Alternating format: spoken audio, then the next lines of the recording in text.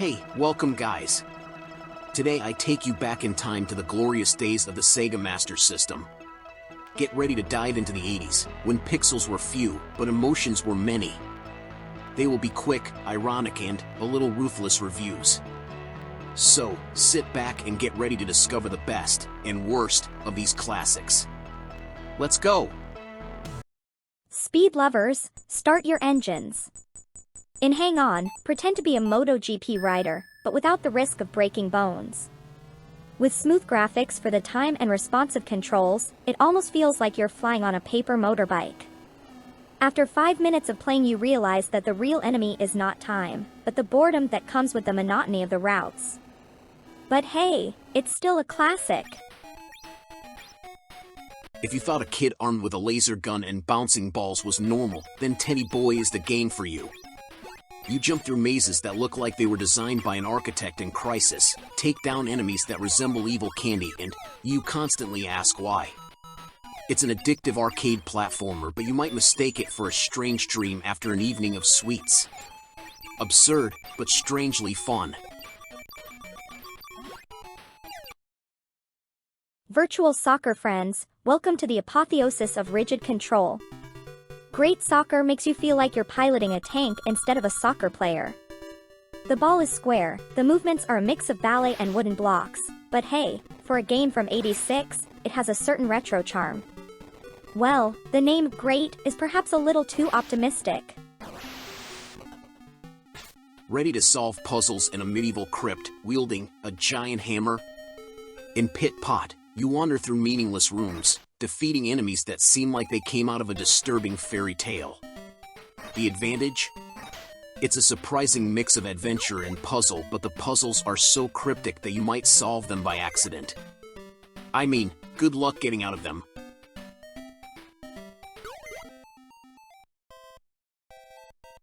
Welcome to space, or rather, to an infinite sequence of blue and gray pixels that we'll call space. Satellite 7 is a shooter where you control a spaceship so slow that enemies might offer you tea before attacking you. If you like challenge, this will make you sweat, but the pace is so slow that you might fall asleep before reaching the end of the level.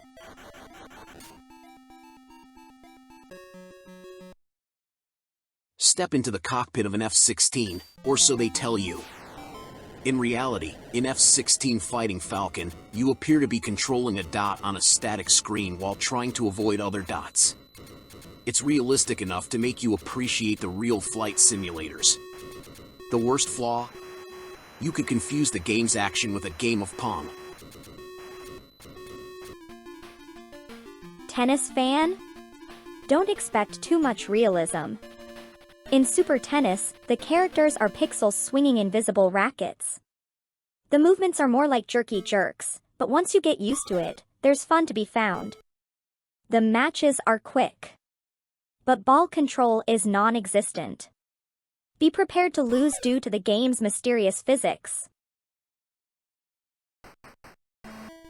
Transbot, or when robots transform into just as many less cool robots. A horizontal scrolling shooter that tries to combine transformations and action. The advantage? The power-ups really change the gameplay. But in the end, everything seems the same and the action becomes repetitive. Transformers, but on a very small budget.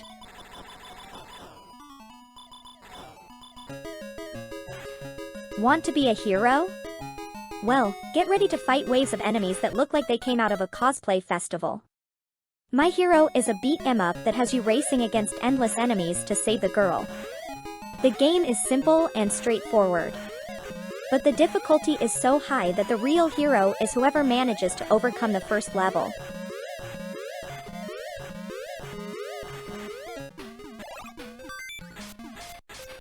Enter the haunted house with Ghost House, where you control a guy in a blue suit who fights vampires and monsters with his bare hands.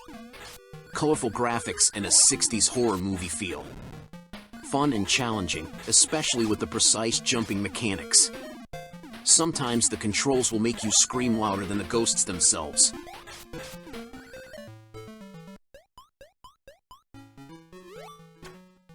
In Machine Gun Joe, you run and gun through a city that looks like it was drawn by a child with a notepad. The plot? Who needs plot when you have a machine gun? The merit? The action is fast-paced and easy to understand. Flaw? Everything else. Hey, if you like shooting, you're in the right place.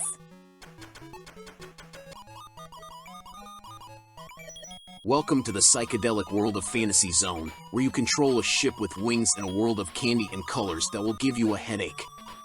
It's a true visual masterpiece, with smooth controls and fast-paced gameplay, but the difficulty is absurd. Get ready to fly, die and try again, a lot. Karate lovers, get ready to rock it in Black Belt. It's a side-scrolling beat-em-up where you blow up enemies with kicks. The fights are intense and a nice variety of enemies completes everything. The flaw, the plot is as thin as your fictional black belt. Who needs a story when you can kick everything? Are you ready to become Kenshiro in Okudo no Ken? A beat-em-up where every punch makes enemies explode, literally.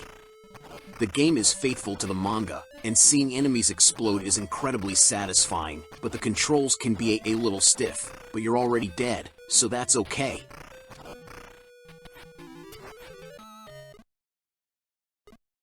If you love pixelated wrestling, pro wrestling is here for you. The characters look more like robots than athletes, but the moves are varied and incredibly absurd. A simple and fun wrestling game. Negative notes? The movements are a bit wooden. Come on, you're here for the action, not the graphics. If Spy Hunter and Outrun had a baby, it would be Action Fighter. You start on a motorbike, end up in a car armed to the teeth, while destroying everything in your path. The advantage? The action is fast-paced and constantly changing. The flaw? The controls aren't exactly intuitive, and you often find yourself crashing for no apparent reason. In Choplifter, you fly a helicopter to rescue hostages, but be careful, your helicopter moves like a flying refrigerator. The strategic gameplay will make you feel like a real hero. But the controls are not. Sometimes they are more dangerous than the enemies themselves. Who has said flying is easy? World Grand Prix puts you behind the wheel in a speed race where the tracks are straight lines with a few random curves. The advantage? The speed is addictive. The disadvantage? The tracks become repetitive very quickly. But hey, if you like simple races, this is for you. Sega's first real attempt at a mascot in Alex Kidd in Miracle World. Varied and fun platforming, with a difficulty that will make you scream in frustration. The game innovative and full of secrets. But the controls are so slippery that Alex could end up in the ravine before you can stop him. Watch out for the invisible walls. If you thought Rambo was just an action movie, get ready to blow everything up even in 8-bit. Rambo for Sega Master System puts you in the shoes of John Rambo on a rescue mission and mass destruction. The upside? Explosions and arrows everywhere. The downside? The graphics are a little dated and the enemies look like they're made of paper, but who needs graphics when you have an explosive bow?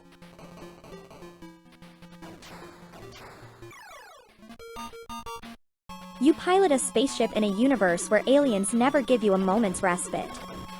Astro Warrior is a space shooter that will make you feel like an intergalactic hero, at least until you explode on the first shot. The merit?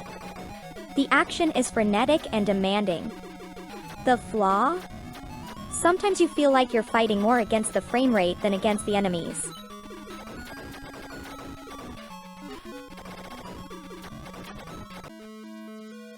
Ready to fly in a jetpack shooting dragons, robots, and other oddities? Welcome to Space Harrier, where gravity is optional and logic doesn't exist. The graphics are incredibly smooth for the time and the pace is wild. Get ready to confuse space-time coordinates, because the speed and visual chaos will make your head spin. Welcome to the Fantasy Zone. And And that's it, guys. I hope you had fun discovering or rediscovering these Sega Master System titles. If you liked the video, leave a like, comment with your favorite game, and don't forget to subscribe for more vintage gems. Until next time, and remember, no matter how old they are, these games have given us hours of pure fun and a few moments of frustration. Hi!